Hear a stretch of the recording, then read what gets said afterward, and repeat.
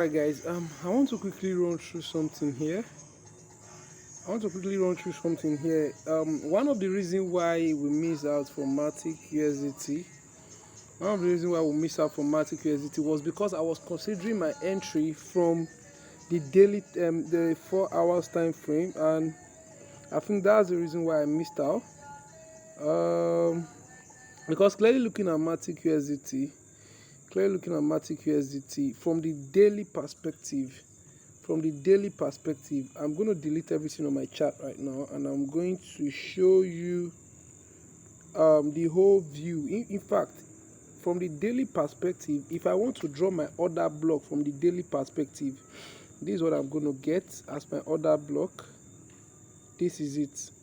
Okay, so the market actually tapped into my order block, but the thing is this: the way I use my order block is, if I am using this daily order block as my buy entry, automatically the stop loss for this trade is going to be lying below the order block here. The stop loss is going to be lying below the order block, and that is going to cause us to risk too much. Look at it, from the starting of the order block to the ending, that's going to cost us risking 49% on this trade as our stop loss. So the only way I can reduce the risk on this trade is to make sure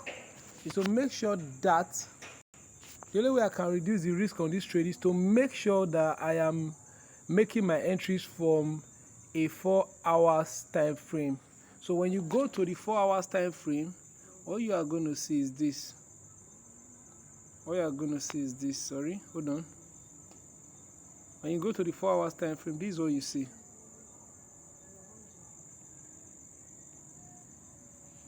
Okay, when you go to the 4 hours time frame, now you get another block that is around this region.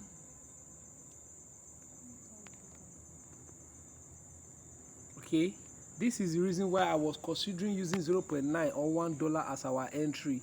So by the time we are using 0.9 as our entry, okay, look at where my stop loss will be at. Just hold on, let's refine and see our stop loss. So the entry is going to be from here, and our stop loss is going to be below the other block. So you can imagine that our stop loss has been reduced. Sorry, this is my other block, 0.90. Okay, so you can see now it has been reduced from 49 to 22% risk. So that was why I was trying to tap into this trade using the 4 hours order block instead of what, the day one order block. And that is sort of going to be like a sniper entry trade. And that's the problem with people that try to catch sniper, someone like me. The problem with us is that we always miss most entries because we are trying to catch the trade exactly at a sniped, okay, and to minimize our risk. Okay, that was one of the reasons why I missed out of this trade, because I was considering the block from the H4, and market in turn obey the block from the D1. It obeyed the block from the D1. I actually know that there is potential that the market will obey the block from D1 anyways, okay, but I prefer to enter at H4, which I am still a bit positive that the market is going to touch. Right now what I'm looking at is the market is going to touch 1.76 and come all the way down back to my H4 OB. I don't know why, but I'm still positive technically, but fundamentally I'm scared, because if the market should obey these fundamentals, or if these fundamentals are strong enough, the market is going to break above 0.76. So until we reach 0.76, I will decide what will happen next in the market.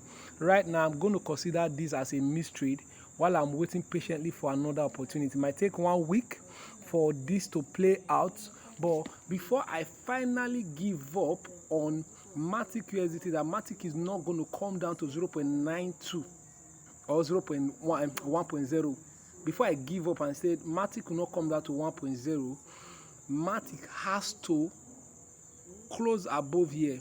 Okay, when I see Matic at 2.0 and the body of the candle is able to close at 2.0, then I give up. Okay, I am now out of my bearish bias.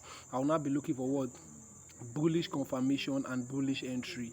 Whichever the ways, I am still going to catch a good entry, because by the time Matic bullishly goes to 2.0 without coming back for me to enter, the next thing I'm going to do is to consider putting my block around here. To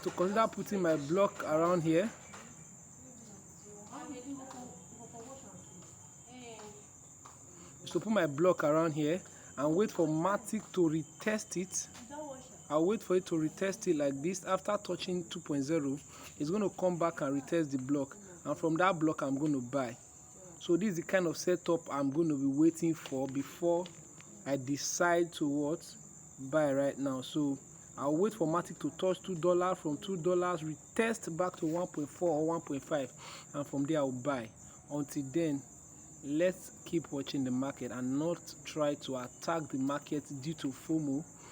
And then I'll keep you posted. Like I said, by tomorrow I'll get back to my PC and I'll be more active, as I have traveled and then I'm far from my PC. So most times I view the chart from phone, which is not more clearer for analysts.